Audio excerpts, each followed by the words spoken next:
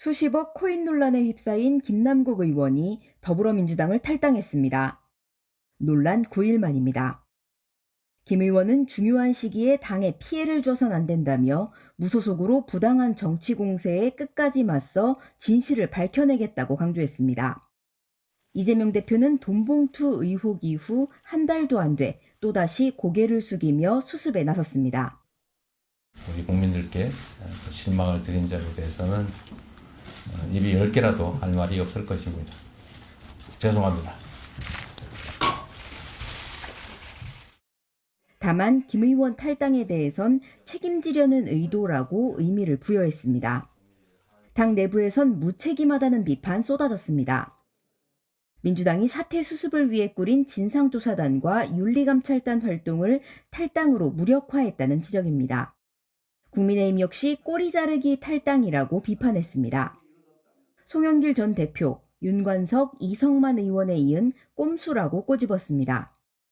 얼마나 국민 알기를 우습게 알면 매번 이런 식의 꼼수로 위기를 모면하려 하는 겁니까? 그러면서 민주당을 향해 김 의원의 의원직 사퇴에 적극 나서라고 압박했습니다. 더불어민주당이 발표한 결의문엔 5가지 쇄신안이 담겼습니다. 탈당한 김남국 의원에 대한 추가 조사를 진행하는 한편 당 윤리규범의 엄격한 적용과 윤리기구 강화를 약속했습니다. 재산신고 제도 개선을 포함한 국회의원 재산의 투명성 강화와 당 차원의 혁신기구 설치도 포함됐습니다.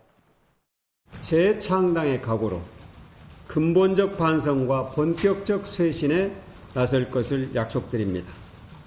반성과 성찰 위해서 온전히 쇄신 결과로 국민께 평가받겠습니다. 6시간가량의 난상 토론 끝에 결의문이 발표됐지만 코인 논란에 대한 당의 대처를 두고 의구심은 여전합니다. 본인 동의를 얻어 최대한 조사를 진행한다는 계획이지만 김 의원이 이미 탈당해버린 만큼 한계가 있을 수밖에 없다는 지적입니다. 당 차원의 진상조사는 반드시 징계랑 관련되지 않는 경우에도 필요하다라고 오늘 말씀을 많이 주셨고, 자유토론에선 30명가량의 의원이 의견을 쏟아냈습니다. 특히 이재명 대표 등 지도부에 대한 비판도 다수 있었던 것으로 전해집니다. 지금처럼 이렇게 좌구우면하고 늑장 대응하고 이렇게 해서는 민주당 다 죽게 생겼으니까 당대표가 당 쇄신 칼 들고 칼을 휘둘러라. 비명계 일각에서 이재명 대표에 대한 재신임을 물어야 한다는 강경한 목소리도 나왔는데 당내 쇄신 과정에서 계파 갈등이 다시금 불거질 수 있다는 전망도 나옵니다. 정 기자, 일단 김남국 의원이 이 당의 진상조사를 성실히 받겠다 이렇게 이야기를 했다가 갑자기 당을 탈당했지 않습니까? 이게 지도부와 사전 교감이 좀 있었다고 봐야 할까요? 우선 전격적인 탈당이라 봐야 할 것 같습니다. 예.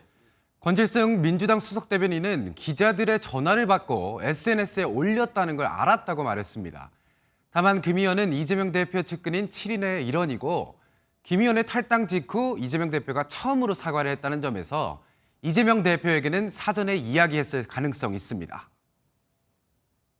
김남국 의원께서 최근에 벌어진 사태에 대한 책임을 지는 차원에서 탈당한 것 같습니다.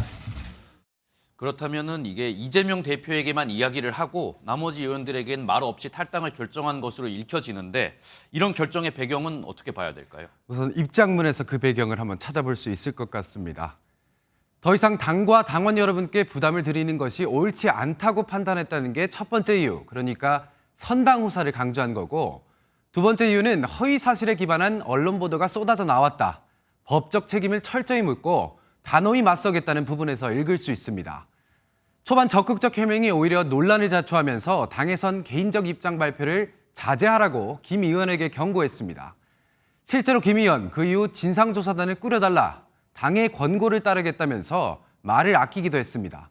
그런데도 자신을 향한 기사, 김 의원 표현 그대로 빌려오자면 황당무계한 기사가 이어지니까 당을 벗어나 적극 대응에 나서겠다는 결심을 하게 된 걸로 보입니다.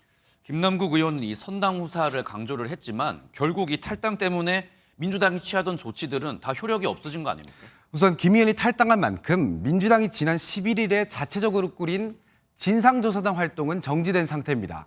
윤리감찰단도 착수했지만 이 역시도 멈췄다고 봐야 합니다.